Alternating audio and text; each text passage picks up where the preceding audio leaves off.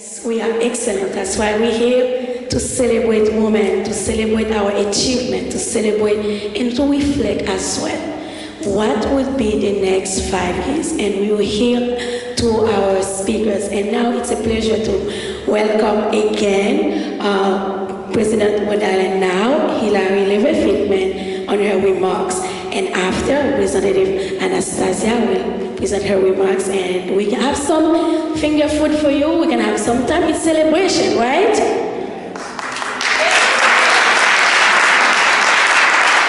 I want to thank you for being here. So we have our intern here from Rhode Island College, Samantha. She takes some pictures for us. So it's a whole picture for the intern. So we are so happy to have you today. Thank you.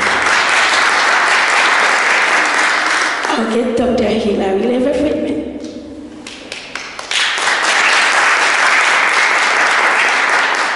So I just have to take a minute to say that I'm very honored to be honored, but we all need to be honoring Anise Germain. Yes. For those of us who choose to mother, we know what it's like to have a sick kid. And not only are you here today, I don't know how many of you know that she works full-time. She's pursuing her master's degree at Boston College. I don't know when she sleeps. And she told me she got home at 2:30 last night. So you are someone who I want to be like, and we're very lucky to have you on the Rhode Island Now PAC board, and we're all lucky to have you in our lives. So thank you again.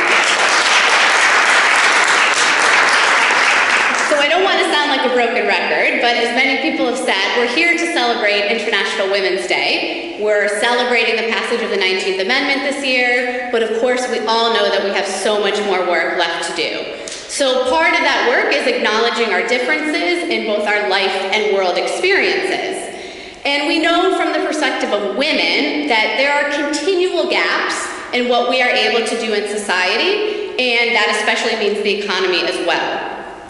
We know that as women, we have to work harder for access to the rights and privileges that come so easily to men. And I say this as someone who lives with a white man, and I'm raising 2 little white men, 2 very little privileged white men, and I'm trying to raise them to understand from the start that everyone should be treated the same, and yet I see that they move through the world in very different ways. And it's fascinating for me to see as someone who has pretty much always been in all-female environments. So, even among us women, we know that there are lots of differences. So we have gaps between women based on race and ethnicity. We have gaps based on sexuality, religion, age, ability, and immigration status. And we have to talk about those things even when they're uncomfortable. And part of that means being very intentional about who sits around our table. I swear I didn't just get that from our table metaphor before. But we have to do that, and we have to be as inclusive as possible. So Rhode Island Now tries to do this work by being very coalitional. And as I look out, I see so many members of organizations that we are part of coalitions with.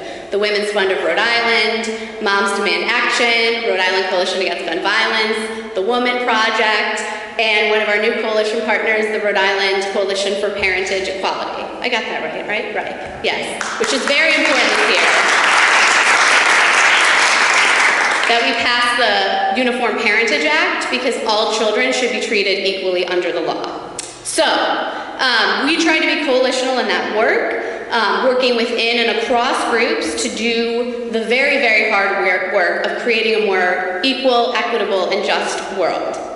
So for myself, both professionally, I'm a qualitative sociologist.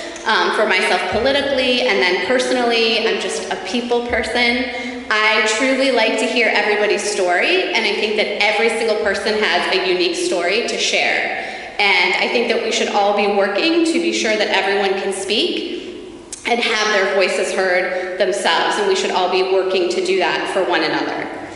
Now, of course, I am only doing this on the shoulders of giants who have come before me. I mean, last year I was here when Caroline Morgan was honored. I wanted to acknowledge my own representative, Evie Agello, who has fought for these issues for decades. And then, of course, Representative Williams. And when Anise told me about this, I had only one request.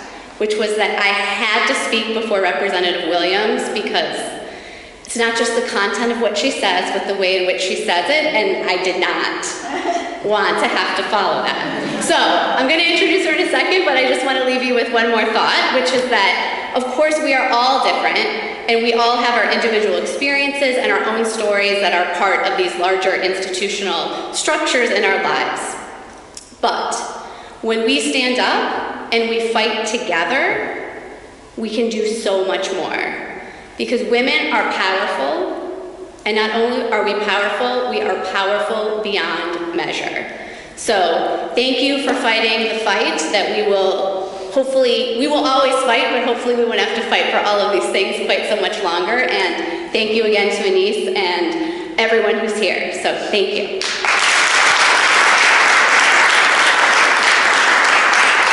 And now, since I don't know if I put a little bit of pressure on you, but you already heard tonight from her and how eloquent she is and how inspiring and passionate and at times fiery in the best possible way she can be. So I am honored and humbled to be honored tonight at the same time as Representative Anastasia Williams.